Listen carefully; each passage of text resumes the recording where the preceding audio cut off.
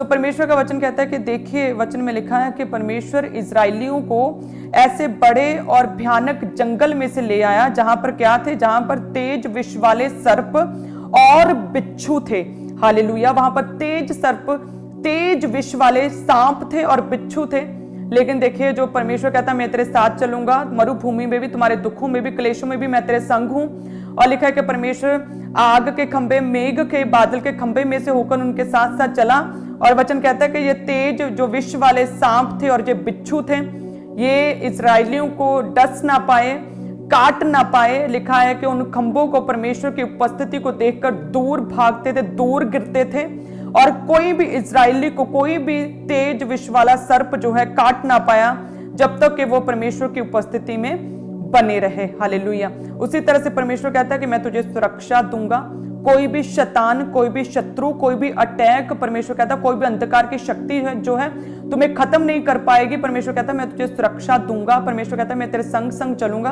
भले तुम इजरायलियों की तरह मरुभूमि में से होकर जा रहे हो, भले ही सफरिंग्स में से होकर जा रहे हो, परमेश्वर कहता है भले ही बहुत सालों से तुम बांझपन है, तुम बेबी नहीं हो रहा और लोग तुमसे फर्क करते हैं, तुम्हें शर्मिंदा करते हैं, लेकिन परमेश्वर कहता है यदि तुम इस बांझपन में भी, बच्चा ना होने की सिचुएशन में भी, यदि तुम मेरी उपस्थिति में बने रहे और सिद्ध होते रहे, यदि तुमने प्रेयर्स और वचन पढ़ने को और परमेश्वर के पवित्र स्थान में आना ना छोड़ा, तो परमेश्वर कहता है कि कोई भी प्रॉब्लम जो है तुम्हारी लाइफ में तुम्हें खत्म ना कर पाएंगे। किसी भी शैतान का, शत्रु का, किसी भी सांप का तुझे विष ना चढ़ेगा, कोई बिच्छू नहीं तुझे काटेगा। परमेश्वर कहता है मैं तुझे सुरक्षा दूंगा और मैं तुझे पूरी सपोर्ट, खुदावंद कहता है पूरा फेवर करूंगा कि तुम उस राजमार्ग जो परमेश्वर ने तुम्हारे लिए ठहराया, उस पवित्र मार्ग तक तुम पहुंच सको। सब कलीसिया कहें आमीन। सो हमें, जब हम मरुभूमि में से होकर जा रहे हैं, तो वचन कहता है हमें बिल्कुल भी अविश्वास नहीं करना, बल्कि विश्वास के साथ परमेश्वर में बने रहना है। वचन कहता है, जब हम साम्स 78 उसकी 19 में से देखते हैं, तो उसमें लिखा कि वे परमेश्वर के विरुद्ध बोले। कौन बोले? इजराइली बोले। कब बोले? जब वो मिस्र से बाहर निकले और मरुभूमि जंगल में से होकर जा रहे थे, तो वे परमेश्वर के विरुद्ध बोले और कहने लगे, क्या परमेश्वर जंगल में मेज लगा सकता है भला? और चालाकी के साथ परमेश्वर को टोंट मारी। उन्होंने क्या बोला कि क्या परमेश्वर, ठीक है परमेश्वर ने मन्ना बरसाया, ठीक है परमेश्वर ने 2 वक्त की रोटी दी है, क्या हमारे लिए फीस्ट प्रिपेयर कर सकता है? क्या हमारे लिए डाइनिंग लगा सकता है? क्या हमारे लिए मेज लगा सकता है? क्या हमारे लिए मांस पका सकता है, मांस का अरेंज कर सकता है? ठीक है, मन्ना बरसाया, क्या हमें मांस दे सकता है? क्या हमें चिकन, मटन, डिलीशियस फूड दे सकता है? दाल रोटी दे रहा है, क्या डिलीशियस फूड भी दे सकता है? चालाकी के साथ परमेश्वर से बात की। याद रखें कि जहां पर एक कलीसिया, एक व्यक्ति की जो सोच और जो आपकी विजडम है, जहां पर आपकी विजडम का पीक लेवल है ना, वहां से परमेश्वर की बुद्ध जो है ना, परमेश्वर की विजडम जो है, परमेश्वर की समझ की शुरुआत होती है, वहां से शुरू होती है। हालेलुया। मैंने देखा है प्रभु के दास को खुदा ने इतनी बुद्धि और इतनी विजडम और इतनी समझ दी है। मैं तो हमेशा यही बोलती हूँ कि जैसे आकाश की कोई भी सीमा नहीं है, उसी तरह से मैंने जो पर्सनल एक्सपीरियंस किया, प्रभु ने इतने बड़े अनॉइंटेड दास के साथ मैरिज की है मेरी, तो जैसे आकाश की कोई सीमा नहीं, ऐसे सेम उसी रीति से परमेश्वर के दास जो पर खुदा ने आपके लिए अगुआ ठहराया, उसकी भी बुद्धि की, विजडम की कोई सीमा नहीं है। हालेलुया। सो परमेश्वर कहता है यहाँ पर तेरी बुद्धि खत्म होती है ना, वहां से परमेश्वर कहता है मेरी बुद्धि, मेरी समझ, मेरी सोच शुरू होती है। सो टॉन्ट मारी कि ठीक है परमेश्वर ने 2 वक्त का खाना दे रहा है, तो क्या परमेश्वर मेज लगा सकता है? मन्ना भी दे सकता है, चिकन मटन दे सकता है, मांस दे सकता है। सो परमेश्वर को उनकी इस टोंट, इस चालाकी का परमेश्वर को बुरा लगा। परमेश्वर ने इम्पॉसिबल काम करता है। परमेश्वर ने उनकी बात को सुनकर, उनकी टोंट को सुनकर, लिखा है कि परमेश्वर ने पुरवाई हवा चलाई उनकी ओर, और कहते हैं कि 1 महीने तक लगातार बांस बटेरे जो है वहां पर उनके तंबुओं पर गिरती रही। इतना मांस परमेश्वर ने उनके तंबुओं में, उनके घरों में गिराया, जो उन्होंने बोला था कि मेज लगा सकता है। सो इतना वचन कहता है कि परमेश्वर ने मांस को भेजा, लेकिन उनके अविश्वास के कारण, वचन कहता है, इब्रानियों में पढ़ेंगे, इब्रानियों 3 उसके 17 में क्या लिखा कि उनके अविश्वास के वे 40 वर्ष तक किन लोगों से खुदावंद कहता है मैं क्रोधित रहा? क्या उन्हीं से नहीं जिन्होंने पाप किया, अविश्वास किया, उन्होंने पाप किया? इजरायलियों ने परमेश्वर से टोंट मारी, परमेश्वर के साथ उल्टा चालाकी की, परमेश्वर के विरुद्ध बोले कि ठीक है परमेश्वर ने ये किया तो क्या परमेश्वर मेज भी लगा सकता है, क्या मांस भी दे सकता है। ठीक है परमेश्वर ने हमें छुड़ाकर लेकर गया, लेकिन हम तो मिस्र में अच्छे थे, वहां पर हम मनमाना खाते थे, मनमाना पहनते थे, परमेश्वर हमें जंगल से ले गया, हम क्या मर जाएं। सो इस तरह से अविश्वास किया, पाप किया लोगों ने, परमेश्वर की भेंट का लिखा है कि तिरस्कार किया, परमेश्वर की भेंट को चुरा लिया। सो लिखा है कि प्रभु यीशु मसीह, परमेश्वर का वचन कहता है कि वे 40 वर्ष तक परमेश्वर किन लोगों से क्रोधित रहे? क्या उन्हीं से नहीं, उन इजरायलियों से नहीं जिन्होंने पाप किया? और उनके शव, वचन कहता है, जंगल में पड़े रहे। हालेलुया। परमेश्वर कहता है उनके शव जंगल में पड़े रहे। और देखिए जब ये इजरायली मिस्र से चले थे तो एक दर्शन के साथ चले थे कि हम जो है कनान को पहुंचेंगे, उस देश में हम जा रहे हैं जहां पर दूध और शहद की नदियां बहती हैं। एक क्या था, एक दर्शन के साथ, एक विजन के साथ वो निकले थे कि हम कनान पहुंचेंगे।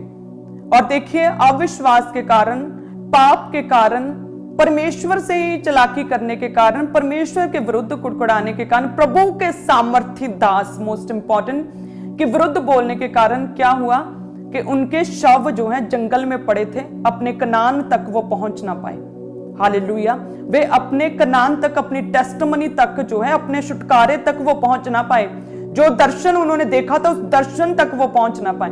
सो 1 कुरिन्थियों में जो है प्रभु का दास कहता है, 1 कुरिन्थियों का वचन जब हम देखेंगे 10 अध्याय या उसमें लिखा कि परमेश्वर ने, वो कहता है, प्रभु का दास कहता है, प्रेरित पौलुस कहता है कि मैं चाहता हूं कि तुम सब कुछ जान लो, मैं नहीं चाहता कि तुम किसी भी चीज से, किसी भी बात से तुम अनजान रहो। वचन कहता है कि हमारे सब, वो कहता है कि हमारे सब बाप दादे क्या थे? बाप दादे कौन? इजरायली। बादल के नीचे थे और समुद्र के पार हुए। और वचन कहता है कि और सबने बादल में, समुद्र में मूसा का बपतिस्मा लिया। प्रेरित पौलुस कहता है सबने एक ही आत्मिक भोजन किया, सबने एक ही आत्मिक जल पिया। वो जल जो एक आत्मिक चट्टान से निकलता था, वचन कहता है वो चट्टान उनके संग संग रहती थी और वो चट्टान मसीह है। लेकिन इतना सब होने के बावजूद भी 5 क्या कहता है 1 कुरिन्थियों 10 उसके 5 में, परंतु परमेश्वर उनमें से बहुतों से प्रसन्न ना हुए, इसलिए वे जंगल में ढेर हो गए। उनकी डेड बॉडीज जंगल में पड़ी रह गई, जंगल में सड़ रहे थे। और जिन लोगों के लिए परमेश्वर ने एक बड़े विजन को, बड़े दर्शन को परमेश्वर ने उनके लिए देखा था कि मैं इन लोगों को मिस्र से निकाल रहा हूं और मैं इन लोगों को कनान तक पहुंचाऊंगा। और देखिए अविश्वास के कारण, पाप के कारण और कुड़कुड़ाने के कारण, परमेश्वर की भेंट का तिरस्कार करने के कारण, और लिखा है कि वे क्या हो गए? जंगल में ढेर हो गए। जिन लोगों के परमेश्वर साथ साथ चला, एक समय पर उन्होंने परमेश्वर की बड़ी टेस्टमनीज को देखा, किस तरह से परमेश्वर ने समुद्र को 2 भाग करके उन्हें बाहर निकाला, परमेश्वर ने उनके खाने पीने का ख्याल रखा, एक ही आत्मिक भोजन किया, एक ही आत्मिक पानी में से पिया, अविश्वास किया। और वचन कहता है कि वह उनकी डेड बॉडीज जंगल में पड़ी थी। जो दर्शन देखा था उस दर्शन तक, अपनी टेस्टमनी तक वो पहुंच ना पाए। इसीलिए मैं हमेशा आपको कहती हूँ कि आपकी शुरुआत जो आप करते हो, ठीक है, आपने शुरुआत किया, प्रभु में आए, आपने प्रभु यीशु मसीह को अपना मुक्तिदाता उद्धारकर्ता ग्रहण किया और आपने अपनी टेस्टमनी को रिसीव किया। लेकिन उस टेस्टमनी को रिसीव करने के बाद आगे क्या आगे बस ऐसे ही बैठे रहना है? आगे आपको बढ़ना होगा आत्मा में, आपको सेवा लेनी होगी, आपको फाइनेंशियल चर्च के सपोर्टर बनना होगा। आप हैंड टू हैंड इवेंजलिज्म कर सकते हैं, आप किसी भी तरह से डिजिटल इवेंजलिज्म कर सकते हैं, आप सोशल मीडिया पर इवेंजलिज्म कर सकते हैं, आप रेडियो के द्वारा, टीवी चैनल्स के द्वारा इवेंजलिज्म करने के लिए कुछ ना कुछ स्टेप ले सकते हैं। आप चर्च में आकर सेवा कर सकते हैं, आप प्रभु की, आप अपनी स्पिरिचुअल फैमिली के लिए, आप प्रभु के दास के लिए, आप प्रेयर करने के लिए प्रेयर वॉरियर बन सकते हैं। सो बहुत सी चीजों के द्वारा आप आत्मा में आगे बढ़ सकते हैं। लेकिन क्या किया इन लोगों ने कि वहीं पर ढेर हो गए कि बार बार पाप किया और परमेश्वर ने क्षमा करता गया, फिर पाप करते गए। लिखा है कि डेड बॉडीज जंगल में पड़ी थी और परमेश्वर इनमें से बहुतों से प्रसन्न ना हुए। और केवल 2, यहोशू और कालेब, वचन कहता है केवल 2, इन जितने भी मिस्र से निकले थे, लाखों लोग, उनमें से केवल 2 व्यक्ति थे जो कनान, अपनी टेस्टमनी तक, उस दर्शन तक जो परमेश्वर ने दिखाया था वहां तक पहुंच पाए। और सारी डेड बॉडी, सभी के शव लिखा है कि जंगल में पड़े थे। हालेलुया, बहुतों से प्रसन्न ना हुए। सो जितनी शुरुआत मायने करते हैं कि हमें परमेश्वर ने छुआ, हम प्रभु में आए, हमें परमेश्वर ने स्पर्श दिया, हमें एक्सपीरियंस दिया, पवित्र आत्मा का स्पर्श मिला, हमें भेद मिला, हमें रेमा वर्ड मिला, हमें टेस्टमनी मिली, हमने गाड़ी ली, या परमेश्वर हमें एक अच्छी जगह पर, एक फॉरेन में अच्छे देश में परमेश्वर ने वीजा दिया, हम वहां पर सेटल हुए, हालेलुया, पीआर मिला, या हमारा बिजनेस खुदा ने सेट किया, या परमेश्वर ने हमें बेबी दिया। शुरुआत अच्छी है, लेकिन सबसे इंपॉर्टेंट, सबसे खास मसीह में क्या है? अंत तक बने रहना। क्या इंपॉर्टेंट है? अंत तक बने रहना। वचन कहता है इजरायली मरुभूमि में से तो निकले, लेकिन अंत तक बने ना रहे, जिसकी वजह से उनकी डेड बॉडीज जंगल में पड़ी थी, अपने दर्शन तक, कनान तक पहुंच ना पाए। सो वचन कहता है कि अंत तक बने रहना। सो वचन में क्या लिखा है कि मरियम मगदलीनी, जिसमें 7 दुष्ट आत्माएं थी, जिसके शहर में भी लोग पाप में थे, कोई प्रभु को नहीं जानता था, वो खुद पाप में थी, उसकी लाइफ भी लिखा है कि दुष्ट आत्माओं के अटैक की वजह से पूरी तरह से दबाव पड़ते थे, और वो डर था, फियर स्पिरिट थी उसकी लाइफ में, और उसका जीवन खराब था, जीवन टूटा हुआ था, किसी तरह की कोई आस नहीं थी। लेकिन वचन कहता है कि जैसे ही मरियम मगदलीनी की लाइफ में परमेश्वर प्रभु यीशु मसीह आए, उसने प्रभु यीशु मसीह को अपना उद्धारकर्ता ग्रहण किया, परमेश्वर ने उस पर प्रार्थना किया, लिखा कि वो 7 दुष्ट आत्माओं से वो डिलीवर हुई। हालेलुया। ये क्या थी? ये मरियम मगदलीनी की शुरुआत थी। लेकिन वचन कहता है कि जब प्रभु यीशु मसीह नगर नगर, गांव गांव प्रचार करते फिरे, तो चेलों के साथ ही मरियम मगदलीनी भी साथ साथ सेवा और मैनेजमेंट सिस्टम्स के लिए सेवा में साथ साथ चेलों के साथ चलती थी, और अपनी संपत्ति के द्वारा, अपने बोने के द्वारा जो है परमेश्वर की सेवा करती थी। और शुरुआत इतनी अच्छी थी, और साथ में सेवा भी ली, जैसे दुष्ट आत्मा से छुटकारा पाया, सेवा ली। और लिखा है कि जब प्रभु यीशु मसीह क्रूसिफाइड हुए तब भी वहीं थी, जब प्रभु यीशु मसीह कब्र में रखे थे तब भी बाहर खड़ी रो रही थी, जब स्वर्गीय दूत उतरे तो सबसे पहले स्वर्गीय दूतों ने मरियम मगदलीनी से मिले, प्रभु यीशु मसीह जी उठे तो सबसे पहली गवाह मरियम मगदलीनी थी, प्रभु यीशु मसीह जी उठने के बाद सबसे पहले एक औरत से मिले, वो मरियम मगदलीनी थी। और लिखा है कि जी उठने का प्रचार जो लेडी ने किया वो मरियम मगदलीनी थी, एक औरत के द्वारा सुसमाचार प्रचार शुरू हुआ प्रभु यीशु मसीह के जी उठने का, कि मरियम मगदलीनी भागते भागते चेलों के पास गई कि प्रभु जी उठा है। हालेलुया।